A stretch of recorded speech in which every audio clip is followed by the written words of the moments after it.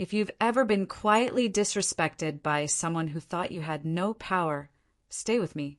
This is the story of how my son's mother-in-law publicly humiliated me, and how one phone call changed everything. Not immediately, not loudly, but in a way she never saw coming. Before I tell you how it happened, let me tell you why it mattered. And why, if you've ever been pushed aside in a family that wasn't originally yours, this story might feel uncomfortably familiar.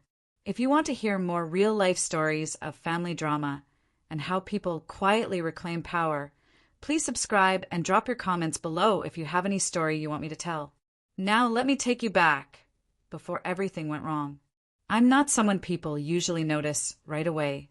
I've lived most of my adult life being dependable, predictable, and easy to overlook. I raised my son mostly on my own after his father passed away when he was still young. There was no dramatic scandal there, no bitter divorce story. Just a long stretch of years where it was the two of us figuring things out together. School lunches, late-night homework, scraped knees, and the quiet pride of watching him turn into a thoughtful, respectful man. By the time he met his wife, I had already accepted that my role in his life was changing. I didn't fight it. I didn't compete. I believed that raising a good son meant trusting him to build his own family, even if that meant I stepped back. His wife, Lena, was polite when we first met. She was careful. She called me ma'am at first, which made me laugh and tell her she didn't have to. Over time, she relaxed around me. She wasn't unkind. She just came from a very different world than I did, and that world revolved around her mother. Her mother, Cynthia, entered my life like she owned the space she stood in. She had a way of walking into rooms and immediately rearranging the atmosphere. Not by being loud, exactly. Just certain. Certain that she knew better. Certain that people would listen. Certain that she was right. The first time I met her was at an engagement dinner. She hugged me stiffly, looked me up and down, and said, "Oh, you must be his mother." Not warmly. Just final. As if she'd checked off a box. From the beginning, it was clear she didn't see me as an equal. She saw me as something adjacent, a background figure, someone who existed, but didn't need to be consulted. I told myself it didn't matter. I wasn't marrying her daughter. I wasn't joining her family. Our children were, and adults should be able to coexist without needing approval. For a while, that seemed true. Family gatherings were civil. Holidays were split evenly. Conversations stayed on safe topics. Cynthia talked a lot about her social circle, her neighborhood, the events she hosted, the people she knew. She liked to remind everyone where she stood in the community. I listened. I nodded. I didn't interrupt. I noticed things, though. Little things. The way she corrected waiters. The way she spoke for Lena even when Lena was sitting right there. The way she referred to my son as sweet in a tone that suggested he was harmless rather than capable. Still, nothing crossed a line yet. When Lena and my son got married, I stayed intentionally uninvolved. I offered help, not opinions. I paid for what I was asked to pay for and kept quiet about the rest. Cynthia, on the other hand, ran the wedding like a board meeting. Decisions were announced, not discussed. Preferences were treated as facts. At the wedding reception, she gave a speech that went on far too long. She thanked everyone except me. I noticed. Others noticed too. But I smiled and clapped like everyone else. That's something people misunderstand about women like me. They think silence means we don't see what's happening. It doesn't. It just means we're choosing when to respond. After the wedding, my son and Lena moved into a home closer to her side of the family. It made sense. Her job was nearby. Her mother helped them find the place. I didn't argue. I didn't complain. I visited when invited and stayed in my lane. Over time, though, the invitations changed. Instead of being asked directly, I'd hear about events afterward. "Oh, we assumed you were busy." Or, "It was kind of last minute." Sometimes I'd see photos online.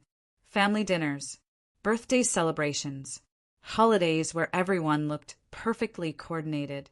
I told myself, not to read into it. Families grow. Dynamics shift.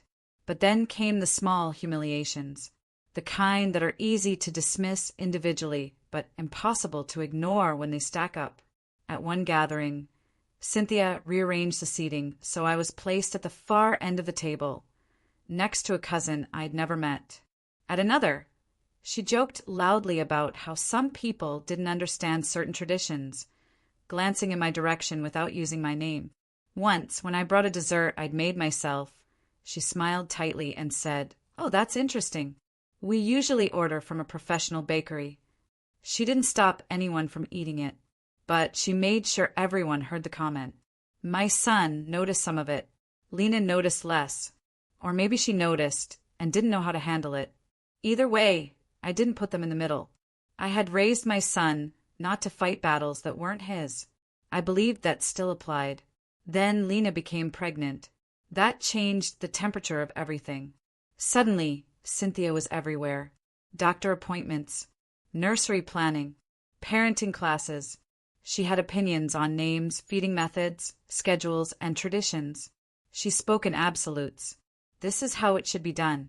This is what's best. This is what works. I stayed back. I asked how Lena was feeling.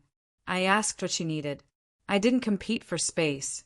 But Cynthia started acting as if the baby already belonged to her side of the family. She referred to the unborn child as our legacy. She talked about which of her relatives the baby would resemble. She made jokes about how the baby would definitely get our brains. Once, when someone mentioned my son's childhood, she laughed and said, "Well, he turned out fine despite everything." Despite everything. I let that one pass too. By the time the baby was born, I was grateful just to be included. I visited when invited. I washed my hands. I followed instructions. I didn't overstay. I didn't post photos. I respected boundaries. Cynthia, meanwhile, treated the baby like an extension of herself. She criticized Lena constantly under the guise of advice. She questioned my son's decisions openly. And when I gently suggested that new parents needed room to learn, she smiled and said, "Of course. That's why we're here, to guide them." The tension didn't explode overnight. It built quietly, slowly, the way pressure does when no one releases it. There was a family gathering, nothing formal, just food and conversation. I was invited directly this time, which I took as a good sign. I arrived on time.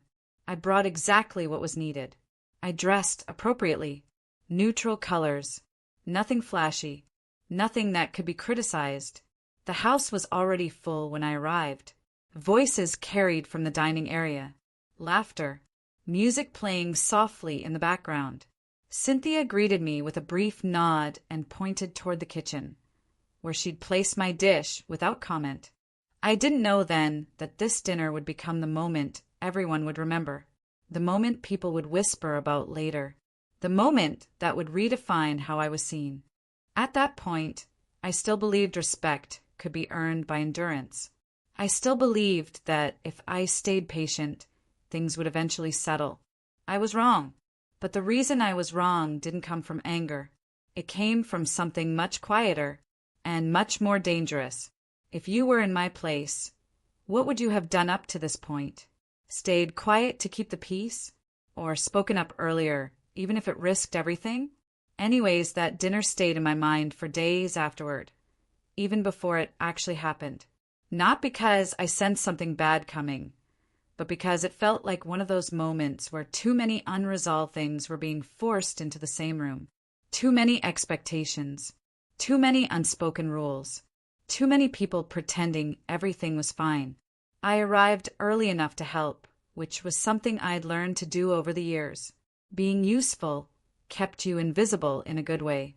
Cynthia acknowledged me with a quick glance and handed me a stack of plates without asking if I wanted to help. I took them without comment and followed her into the dining room. The table was already set. Carefully coordinated place settings, matching napkins, candles placed at even intervals. It looked like one of those magazine spreads meant to show how perfect a family could be if everyone stayed in line. I noticed my seat immediately. End of the table again. Not accidental. Never accidental. I sat where I was placed. As people arrived, the noise level rose. Conversations overlapped. Someone laughed loudly near the kitchen. Lena moved between rooms, checking on the baby monitor, smiling when people asked how she was holding up. My son looked tired but happy. He squeezed my shoulder briefly when he passed behind me. That small gesture meant more to me than anything Cynthia had planned for that evening. Dinner was served in stages. Cynthia announced each dish like a presentation. She talked about where the ingredients came from, who helped prepare what, how long everything took. When she mentioned the dish I brought, she referred to it vaguely. "And we have something extra someone brought," she said without using my name. People thanked her for hosting, complimented the food, asked questions about her recent events, her friends, her plans. The table leaned toward her energy. It always did. The conversation shifted naturally to the baby. Cynthia dominated that too. She talked about how involved she'd been, how she'd stayed overnight multiple times, how she'd rearranged her schedule, how exhausting it was but worth it. She laughed and said, "Some people don't realize how much work a newborn really is." Her eyes flicked toward me when she said it. I kept eating. I didn't react. I didn't want to give her the satisfaction. Someone asked me how often I visited. I answered honestly, "Whenever I'm invited." Cynthia smiled and said, "Well, we like to keep things structured. Babies need routine. Too many people coming and going can be confusing." I nodded. Of course. That should have been the end of it, but Cynthia wasn't done. She leaned back in her chair and said, loud enough for everyone to hear, "It's just different, I suppose. Some families are more hands-on than others." The word hung there. Hands-on. Loaded. Accusatory. As if I'd chosen distance out of disinterest instead of respect. I looked around the table. A few people avoided eye contact. One of Lena's cousins stared down at her plate. My son shifted in his seat but didn't speak. Cynthia continued, "I mean, when you grow up in a certain environment, you learn certain standards. And those standards carry forward." I took a sip of water. Slowly. I still believed staying calm was the right move. But then she laughed. Not a big laugh. A small one. And said, "Of course, not everyone has the same background." That was the moment I realized this wasn't casual. This wasn't clumsy phrasing. This was intentional. She wasn't just talking about parenting styles. She was talking about me, my life, my past, the fact that I hadn't come from money, the fact that I hadn't had help, the fact that I'd raised my son without a long list of resources or connections. She wanted the table to understand that difference. I didn't respond. Not yet. The conversation moved on, but the tone had shifted. I could feel it. Cynthia had planted something, and she was pleased with herself. Later, as plates were cleared, someone asked about holiday plans. Cynthia immediately said, "Well, we usually host. It's easier that way. Everything's already set up here." No one asked me what I usually did. No one suggested rotating. It was decided without discussion. I told myself I could live with that. Holidays were just days. What mattered was my relationship with my son. But Cynthia wasn't done pushing. When dessert was served, she picked up a spoon, looked at the table, and said, "I do hope everyone appreciates how much effort goes into keeping a family running smoothly. It's not something everyone is capable of." That's when she turned directly to me. She smiled, sweet and deliberate, and said, "No offense." That phrase, 2 words that excuse everything said before them. I met her eyes for the first time that evening and said calmly, "None taken." A few people shifted again. Someone cleared their throat. Cynthia's smile tightened. She hadn't expected me to respond at all, but she recovered quickly. "Good," she said, "because we all do what we can within our limits." Limits. That was the moment I understood something important. This wasn't about me being quiet or respectful or patient. This was about her needing someone beneath her, someone to compare herself against, someone who would absorb the insult so she could feel superior. And she'd chosen me. The dinner ended without a scene. People thanked Cynthia again, complimented her hosting. My son hugged me before I left and whispered, "I'm sorry." I told him it was fine, because at the time I thought it was. But on the drive home, I replayed the night in my head. Every comment, every look, every carefully phrased insult that had been designed to land softly but sting deeply. I realized something else too. Cynthia wasn't just humiliating me for herself. She was teaching the room how to treat me. And if I didn't do something, that lesson would stick. The next morning, I received a message from Lena. It was polite, apologetic, vague. "I hope you didn't feel uncomfortable last night. Mom can be a bit intense."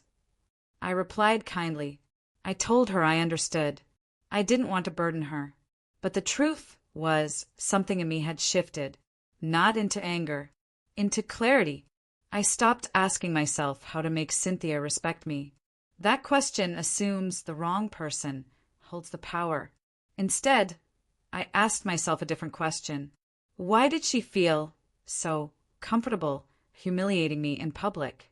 The answer came easily. Because she believed there would be no consequences. She believed I had no leverage, no voice, no one who would take me seriously. She believed that because I'd never shown her otherwise. That realization didn't make me emotional. It made me focused. I didn't plan revenge. I didn't rehearse confrontations. I didn't send messages or make phone calls right away. I waited. Because people like Cynthia don't slip up when they think they're being watched. They slip up when they believe they're untouchable. And she was getting closer to that point every day. What I didn't know yet was that the next gathering wouldn't be subtle. It wouldn't be layered with polite insults or coded language. It would be obvious, public, and impossible to ignore. And when it happened, everyone in that room would finally understand who held the real power. If you were in my place, would you have confronted her after that dinner? Or would you have done what I did and waited? Because the waiting is where the story really begins. After that dinner, things didn't calm down. They sharpened. The tone of my relationship with Cynthia changed in a way that was subtle enough to deny, but clear enough to feel. Messages went unanswered. Invitations came later, or through other people or not at all. When I did see her, she was overly pleasant in public and dismissive in private. It was a performance, one she enjoyed. What made it worse was that everyone else adjusted to her behavior instead of challenging it. People spoke more carefully around her. They laughed at jokes that weren't funny. They changed topics when she entered a room. Cynthia had trained that family well. I stayed on the edges. I watched. I listened. Lena called me occasionally, usually when she was overwhelmed. She talked about the baby not sleeping, about feeling judged, about how hard it was to please her mother. I listened without criticizing. I never spoke badly about Cynthia to her. I knew better. If Lena needed space to figure things out, it had to come from her, not from pressure. But something started happening that I couldn't ignore. Cynthia began rewriting reality. She spoke as if she were the primary decision-maker in my son's household. She referred to rules that no one else had agreed to. She told people I was too busy to visit, too tired, too distant. She positioned herself as the center of support while quietly removing me from the picture. Once, at a gathering I hadn't been invited to, someone asked why I wasn't around more. Cynthia laughed and said, "Oh, she's just not very involved. Some people are like that." That comment made its way back to me through someone who felt uncomfortable repeating it. That was the first time I felt something close to anger, not because of what she said, but because of what it meant. She wasn't just humiliating me anymore. She was erasing me. I spoke to my son about it gently. I didn't accuse, nor dramatize. I just told him what I'd heard and how it made me feel. He looked tired when I finished. He said, "That doesn't sound like something she should be saying." But he didn't confront her. Not then. I understood why. Cynthia was loud.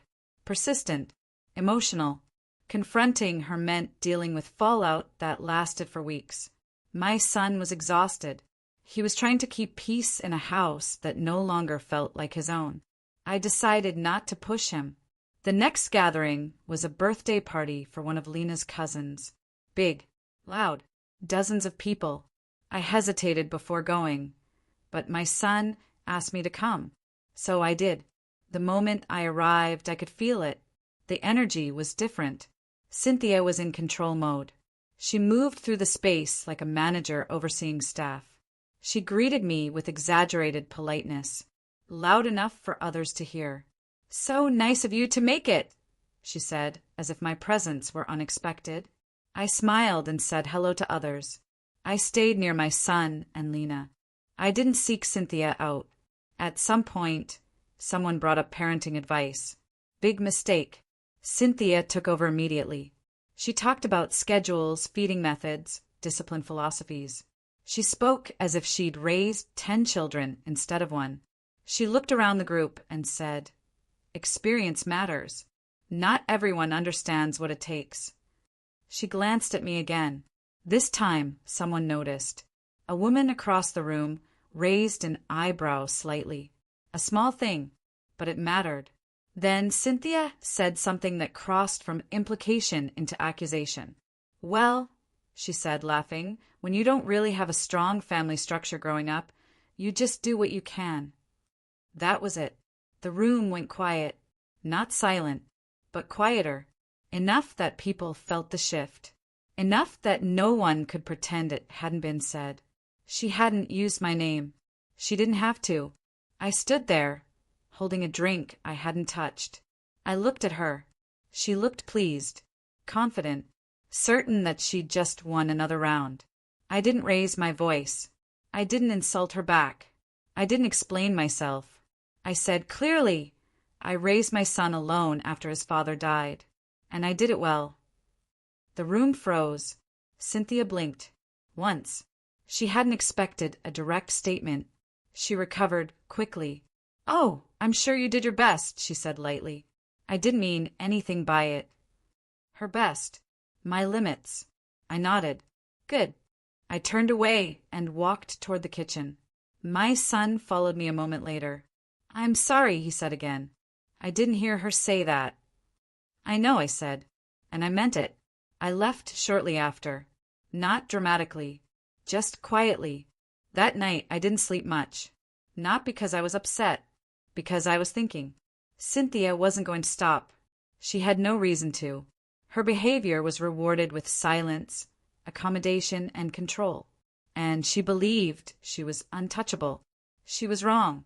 The phone call that changed everything wasn't to my son. It wasn't to Lena. It wasn't to anyone in that family. It was to someone Cynthia respected, someone she needed, someone who didn't tolerate behavior like hers.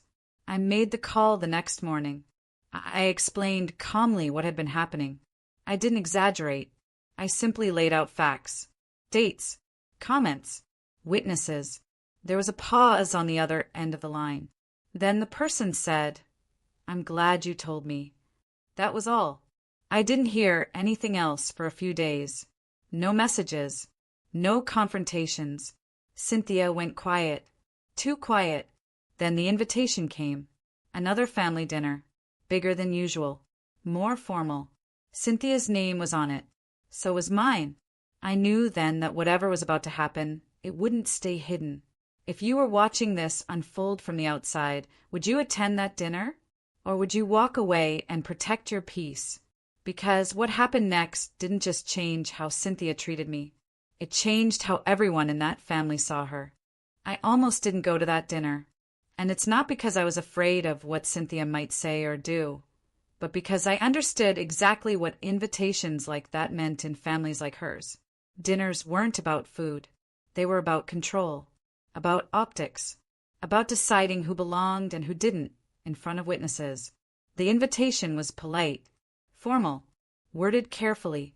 It mentioned a family discussion and emphasized how important it was that everyone be present.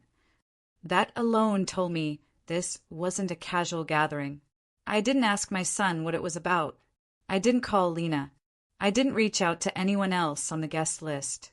I had already made my decision the moment I read it. I was going, not to defend myself or to argue, just to be there.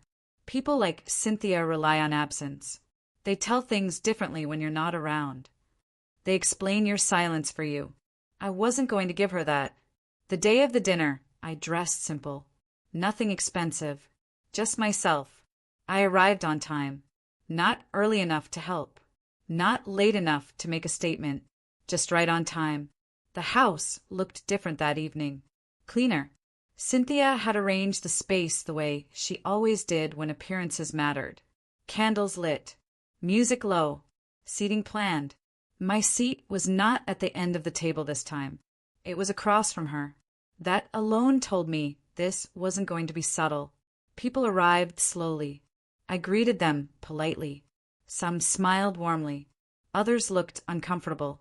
I could tell who had heard things and who hadn't. Rumors travel fast in families like this, especially when someone wants them to. Cynthia entered last. She was dressed carefully, composed, calm. She greeted everyone with a smile that didn't quite reach her eyes. When she reached me, she paused for just a moment longer than necessary. "I'm glad you could make it," she said. "So am I replied. Dinner was served without incident. Small talk, safe topics, weather, work, the baby. Cynthia didn't dominate the conversation the way she usually did. She let others speak. She laughed at appropriate moments. She was playing a role. Halfway through the meal, she set her fork down. "I wanted to thank everyone for coming," she said. "Family is important, and sometimes misunderstandings happen when people don't communicate clearly." My son stiffened beside Lena. I noticed it immediately. Cynthia continued, "Recently, I've been made aware that some of my comments may have been misinterpreted." Misinterpreted? She looked around the table, then directly at me. I never intended to make anyone feel uncomfortable or disrespected. That was her version of an apology, public enough to appear gracious, vague enough to deny responsibility. I said nothing. She went on, "I think it's important that we all remember we're here for the same reason. For the family. For the baby." She smiled again. "And that means putting aside personal sensitivities." Personal sensitivities. There it was. The pivot. The implication that if anyone felt hurt, it was because they were too sensitive, not because she'd crossed a line. Before I could decide whether to respond, someone else spoke. It was Lena's aunt, a quiet woman who rarely interrupted anyone.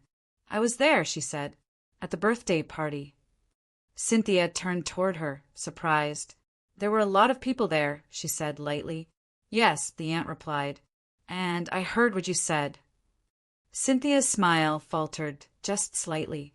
"I heard you imply that she didn't come from a strong family structure," the aunt continued, nodding toward me. "I didn't think that was fair."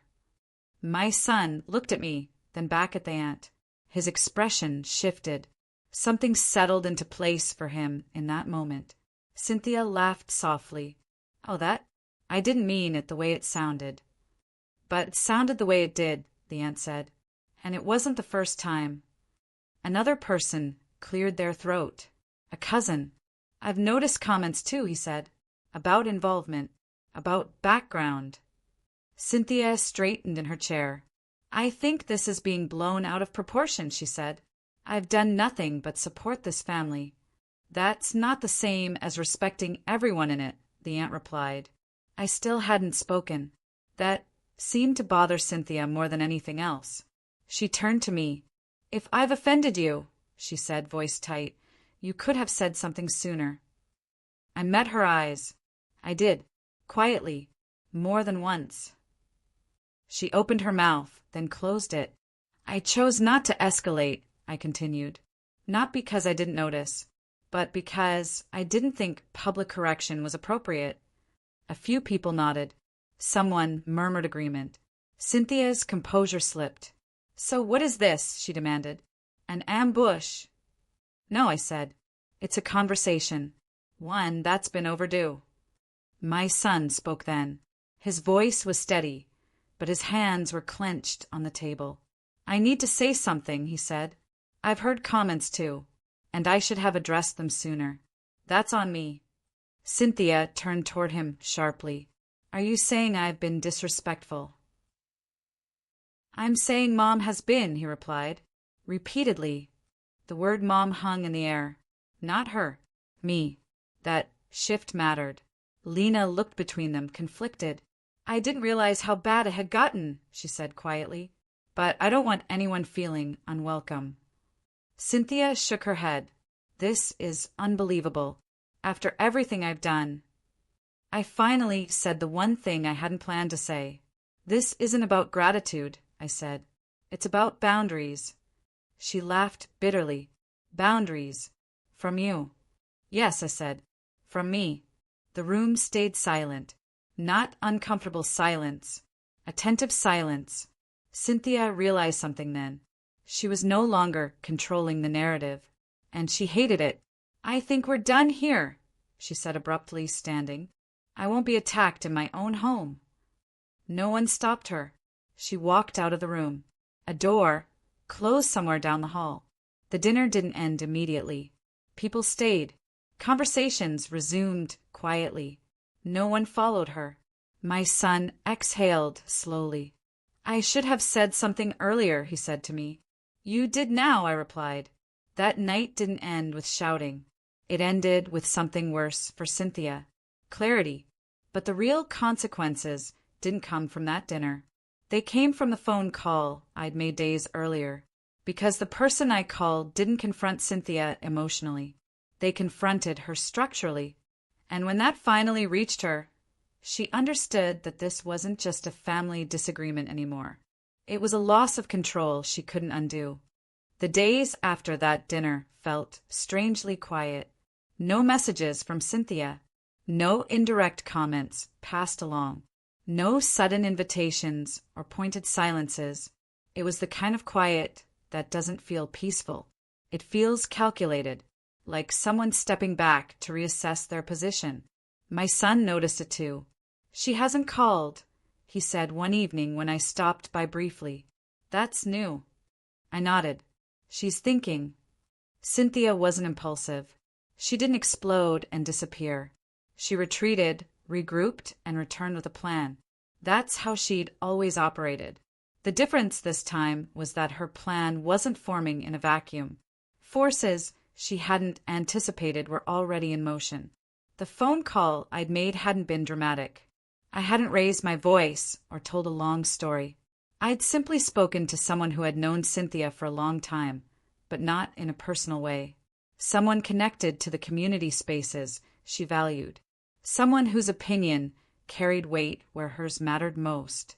I didn't ask them to intervene. I didn't tell them what to say or do. I told them I needed advice. I explained what had been happening, how often, and how public it had become. I explained that I didn't want conflict, but I couldn't accept being disrespected in front of my family. They listened, and then they acted in their own way. Cynthia didn't realize it at first. She was used to being the one people deferred to, used to walking into rooms and being greeted warmly, used to her version of events being accepted without question. So when things started shifting, she assumed it was coincidence. At first, it was small. An event she usually helped organize was handled by someone else. A meeting she'd normally lead was reassigned. A decision she expected to be consulted on was made without her input. She complained about it to Lena. People are being strange lately, she said. Unresponsive. Lena shrugged.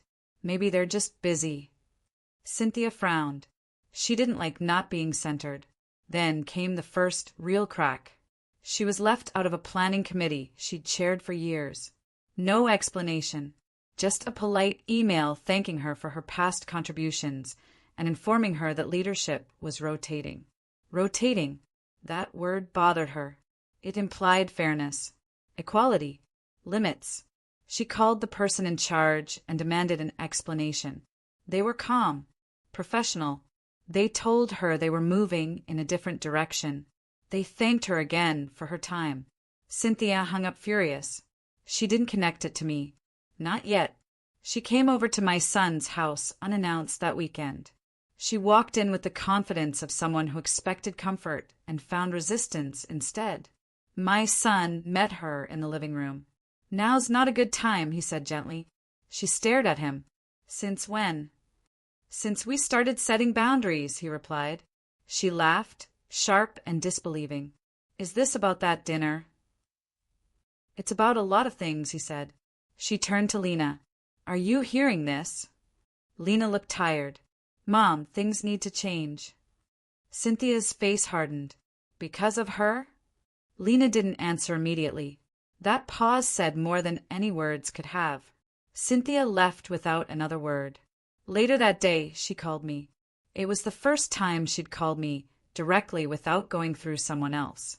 "I don't appreciate being undermined," she said without greeting. "I haven't undermined you," I replied calmly. "You've turned people against me." "No," I said. "I told the truth." There was silence on the line. Then she laughed. "You think you've won something?" "I think I've stopped losing," I said. She hung up. After that, the narrative started to shift publicly. People who'd once nodded along to Cynthia's comments began asking questions. Gently at first, then more directly. Someone mentioned her behavior at a recent event. Someone else recalled a time she'd spoken harshly to a volunteer. Patterns emerged. Nothing explosive, nothing scandalous, just enough to change how people perceived her. She wasn't being punished. She was being reevaluated. That kind of change is slow, but it's devastating to someone who's built their identity on authority and admiration. Cynthia tried to regain control.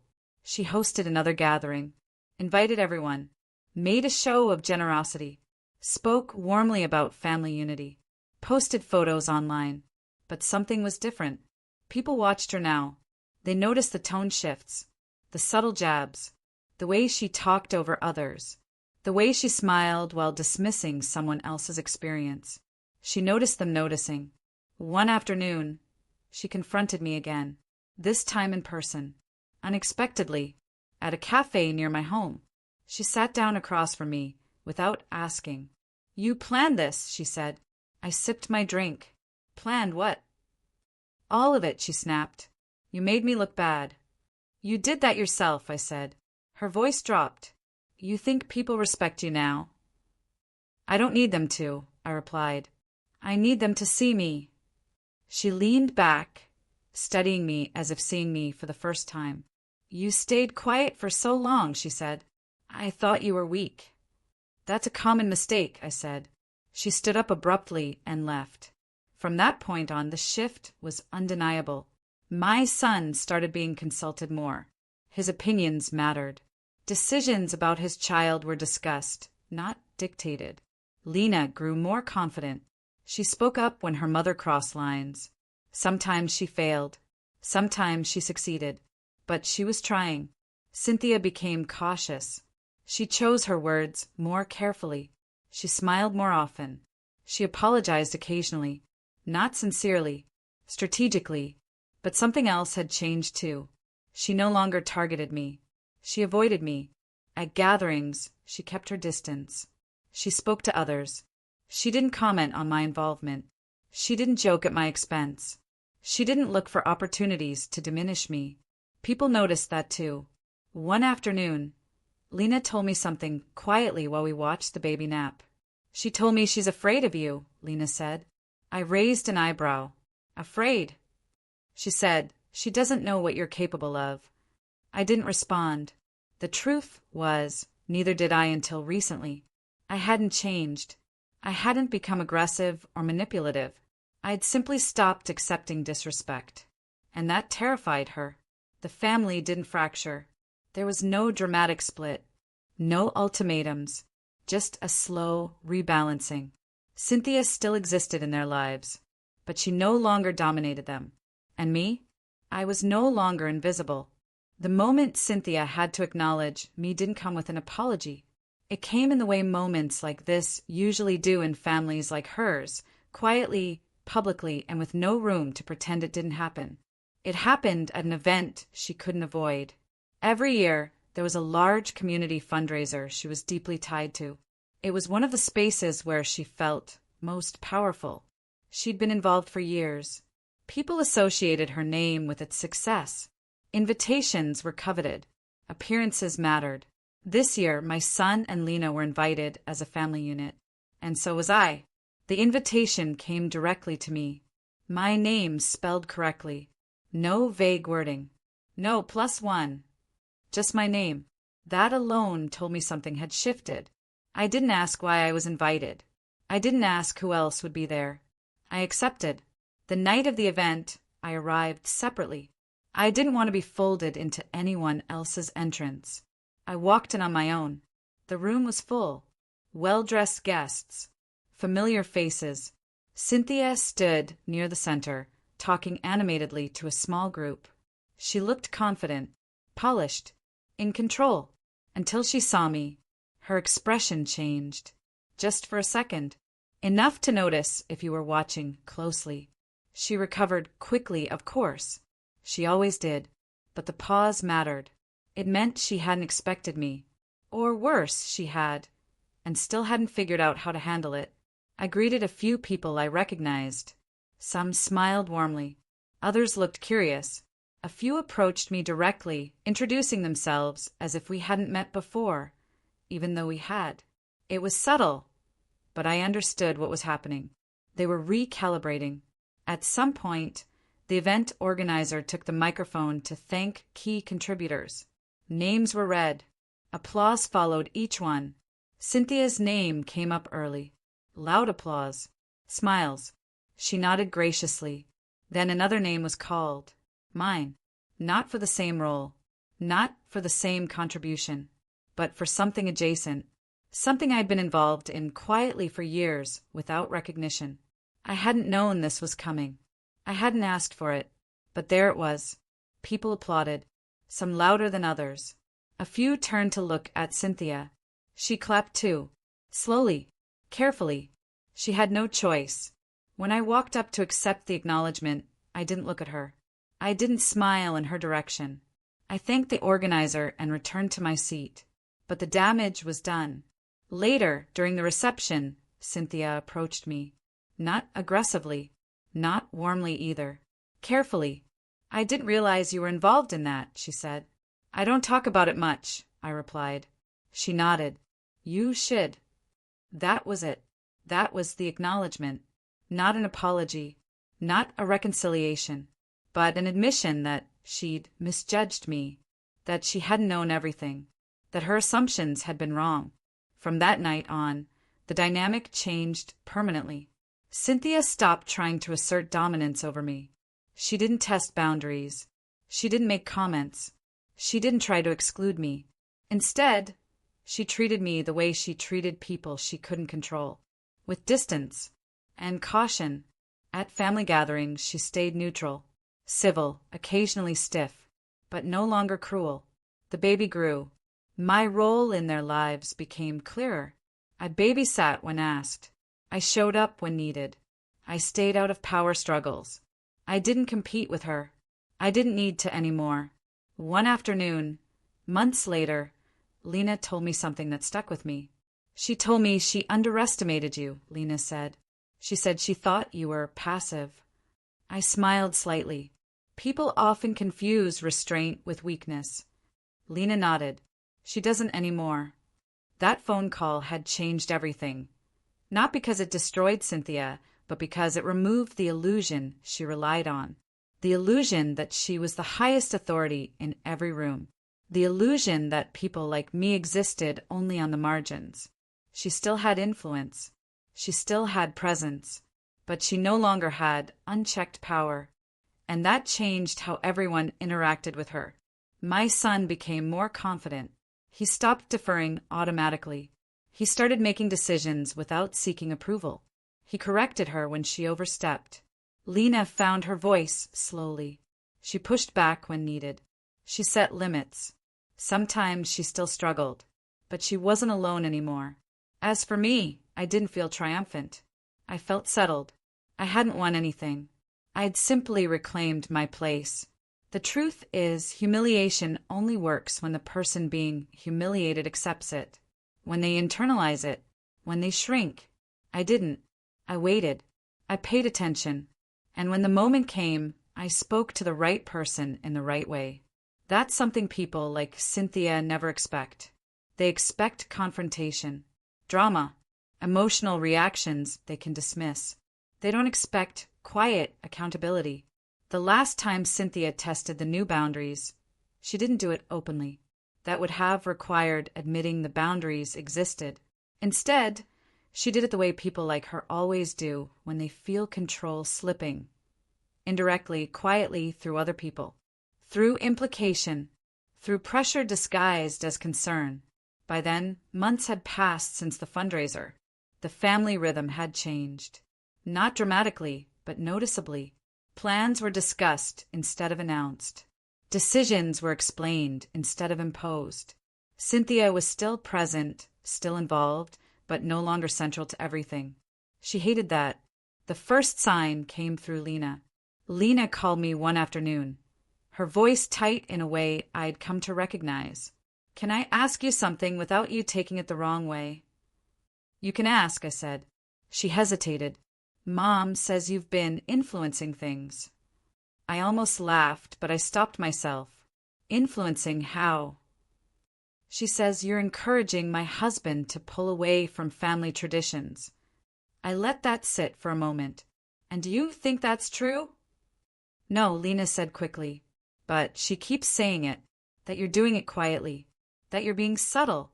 That was Cynthia's favorite accusation when she couldn't point to anything concrete. Subtle manipulation. It made her sound perceptive and her target sound sneaky. "I haven't said anything to him that I wouldn't say in front of you," I said. "Or her." "I know," Lena replied. "I just needed to hear it." After we hung up, I understood exactly what Cynthia was trying to do. She couldn't challenge me directly anymore without looking unreasonable. So she was trying to reframe me as a threat, someone operating behind the scenes, someone undermining her from the shadows. It was clever, but it relied on one thing being true, that Lena would believe her. She didn't. The second sign came from my son. He called me one evening and said, "She asked me if you've been telling me things about her." I sighed. "And what did you say?" "I said no," he replied. And then I asked her why she keeps assuming that. That was new. He hadn't asked questions like that before. "What did she say?" I asked. She said she was just worried about family unity. I smiled to myself. Of course she did. The third sign was the one that mattered most. Cynthia tried to assert control over the baby again. It started small. She suggested schedules, corrected Lena in front of others, made comments about how things were done back when. Lena pushed back, gently at first. "We're doing it this way." Cynthia smiled and said, "We'll see." Then she crossed a line. Without asking, she told extended family that she'd be watching the baby on certain days. She spoke as if it were already agreed upon, as if her role was assumed. Lena found out through someone else. That night, Lena called me again. She didn't ask for advice this time. She asked for clarity. "Am I wrong for being upset?" she asked. "No," I said. "You're allowed to decide who has access to your child." There was a pause. She says, "I'm being influenced." "Or maybe you're just growing into your role as a parent," I replied. That was all. The confrontation didn't happen right away. Cynthia waited. She always waited for a moment when she could position herself as reasonable and others as emotional. That moment came at a family lunch. Not a formal dinner. Not a big event. Just enough people to create witnesses. Cynthia brought up childcare casually. "I'll need to adjust my schedule if I'm watching the baby those days," she said. Lena froze. My son looked confused. "We never agreed to that," he said. Cynthia laughed lightly. "Oh, I thought we talked about it." "No," Lena said. Her voice was calm but firm. "We didn't." The table went quiet. Cynthia turned to me. I hadn't said a word. "Well," she said, "I suppose everyone's getting ideas from somewhere." There it was. The implication was clear. I met her eyes. If you're implying that I had anything to do with this, say it directly. She blinked. She hadn't expected that. I'm just saying, she replied, that things have changed. Yes, I said. They have. She smiled tightly, and not necessarily for the better. My son spoke before I could.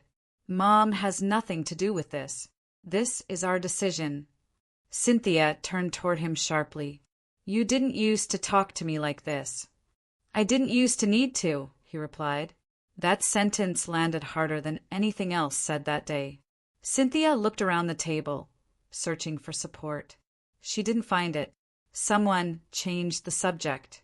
The lunch continued, but the shift was complete. After that, she stopped trying to test me. She stopped making comments, stopped implying influence, stopped positioning herself as the gatekeeper. Instead, she adjusted, not because she'd grown, not because she'd reflected, but because she'd lost, not loudly, not publicly, but definitively. Months later, at another gathering, someone asked me how I handled everything so calmly. I thought about it before answering. I didn't fight for control, I said. I waited for respect to become necessary. They nodded, though I wasn't sure they fully understood. The truth is, power struggles burn people out. They turn families into battlegrounds. Cynthia thrived on that chaos because she believed she always won. She hadn't accounted for someone who refused to play. Now, when we're in the same room, she treats me the way she treats people she can't dismiss. With politeness, distance, care. And that's enough. Because respect doesn't always come with warmth. Sometimes it comes with silence. And sometimes silence is the loudest acknowledgement of all. If you were in Lena's position, caught between a parent who refuses to let go and a family that needs space, what would you have done? And if you were in mine, would you have stepped in sooner, or waited like I did? The day Cynthia realized she could never go back to the way things were didn't come with fanfare. It wasn't a dramatic confrontation. There was no shouting, no public embarrassment, no slammed doors. It was quiet, subtle, and devastating in the way only someone who has lost control can feel it. It started at another family gathering. This time it was a casual weekend brunch at my son's house. Fewer people, less ceremony, but enough presence to matter. Cynthia arrived early as usual. She moved through the house with her practiced charm, greeting people, offering help, placing herself in the center. But the center no longer belonged to her. She noticed it immediately. People greeted me first. They asked for my opinion. They consulted me on small things, a chair here, a plate there, a minor adjustment to the baby's schedule. Nothing major, but enough to signal a subtle shift in authority. Cynthia's smile tightened. She tried to engage me, but I didn't respond. I spoke to others, maintained my presence, and let the moment speak for itself. At some point, she leaned toward my son and said softly, I thought you'd listen to me like before. I listened to both of you, he said, but you can't make decisions without checking first. That sentence broke something in her.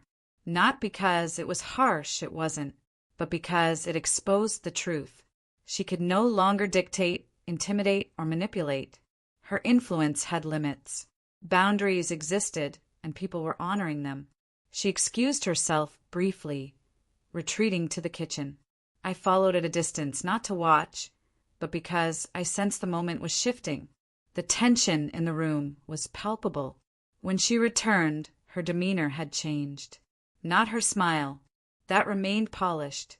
But her eyes held something new. Awareness. Recognition. Resignation. She approached me carefully. For the first time in months, she didn't speak in coded insults or condescending statements. She said simply, You've changed things. Yes, I replied. I've always believed in respect and boundaries. I didn't realize, she said. Her voice faltered, softer than I'd ever heard it. I thought my position was unquestionable. It never was, I said. You just didn't know it. She nodded, a slight, almost imperceptible gesture. Not humility, not apology, but acknowledgement. recognition that she could no longer rewrite reality to suit herself, that her behavior, once tolerated or ignored, had limits enforced by actions rather than words. After that, the dynamics in the family stabilized. Cynthia remained part of our lives, but she no longer dominated. Conversations were balanced. Decisions were discussed rather than dictated. Mistakes were corrected openly. My son's voice grew stronger. Lena spoke up without hesitation, and I existed without being undermined or erased. The baby thrived in this new equilibrium. There were fewer subtle power plays, fewer comments meant to humiliate or control. Life wasn't perfect, but it was fair, and that was enough. Months later, Lena confided something to me privately. I never realized how much courage it took for you to wait, to stay quiet until the right moment. I thought you were just patient, but you were strategic. I wasn't thinking about strategy, I said. I was thinking about respect. And that was the truth. The phone call, the careful observation, the quiet interventions, they weren't about revenge. They were about reclaiming presence, about drawing boundaries, about refusing to be diminished. Cynthia never publicly admitted defeat. She never apologized outright, but she acted differently, treated people differently, treated me differently. And that's all it took to restore balance. I learned something powerful through all of this. Humiliation only has power if you allow it. If you remain silent, if you accept someone else's narrative, if you shrink in their presence, they will continue. But the moment you claim your place, the narrative changes. The power shifts. Respect follows. So, if you've ever been publicly humiliated, overlooked, or undermined by someone who assumes they're untouchable, ask yourself this. Do you wait for confrontation, or do you reclaim your space quietly, deliberately, and effectively?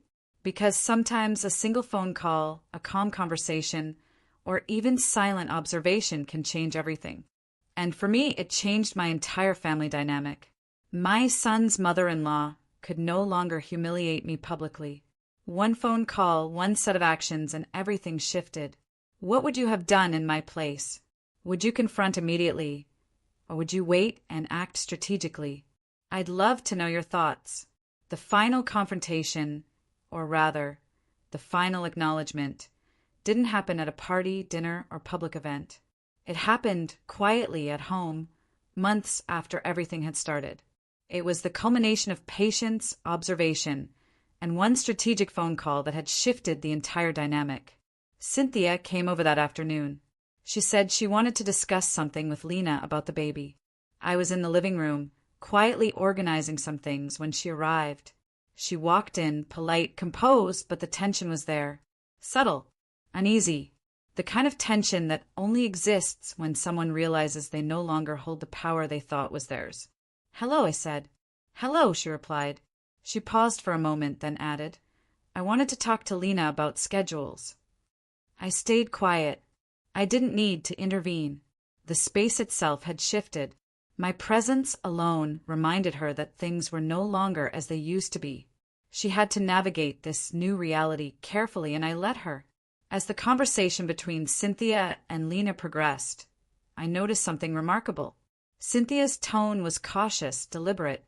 She no longer made assumptions about what she could dictate. She explained rather than imposed. She asked questions rather than giving orders. When she glanced at me, briefly, I saw something I hadn't seen in months: hesitation, awareness, recognition. For the first time, she wasn't just interacting with me. She was considering me as someone whose presence mattered, whose voice could not be ignored. After Lena finished speaking, Cynthia turned to me. She exhaled softly, like someone realizing a weight they'd carried for years was finally gone. "You've changed things," she said quietly. Not accusatory, not defensive, just a statement. "Yes," I replied calmly.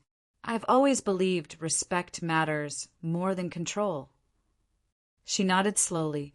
For the first time, there was no mask of authority, no attempt to assert dominance, just acknowledgement, recognition of the reality she could no longer alter. She stayed for a little while longer, behaving appropriately, politely, without pretense or manipulation. When she left, it was without conflict, without drama, but the shift was permanent. From that day forward, everything was different. At family events, she no longer sought to dominate. She spoke kindly when appropriate, but avoided confrontation. She consulted when necessary, but no longer assumed decision-making power. The subtle jabs and public insinuations stopped. They simply weren't part of her repertoire anymore because the power dynamics had changed. My son's household became a place of balance. Decisions were shared. Opinions were respected. Boundaries were observed. Lena grew into her role as a mother with confidence, speaking up when she needed to and knowing she had support. And I existed fully in the family space, neither diminished nor overshadowed. It wasn't revenge. It wasn't humiliation. It wasn't even victory in the traditional sense. It was presence, boundaries, respect. The lessons I learned through all of this are simple but powerful. Humiliation only works if you accept it. People who thrive on control rely on silence, avoidance, or compliance. When you refuse to shrink, when you assert your space calmly and strategically, the narrative shifts. Power isn't about volume. It's about presence, clarity, and consistency. That one phone call changed everything. Not because it was dramatic, not because it threatened, but because it reached someone who could subtly reinforce the truth. And once the truth was acknowledged, Cynthia could no longer act as if I didn't exist. She could no longer publicly humiliate me. Now, months later, the household is balanced. The family is calmer. The baby grows surrounded by love, not tension. My son is confident, Lena is assertive, and I am respected. Cynthia's influence remains, but it is measured, constrained, and no longer oppressive. So, I ask you, if you were in my position, how would you reclaim your space? Would you confront, wait, or act strategically? Think about it. And remember, respect isn't given. It's claimed. Please subscribe and be ready for the next story. Thank you for watching.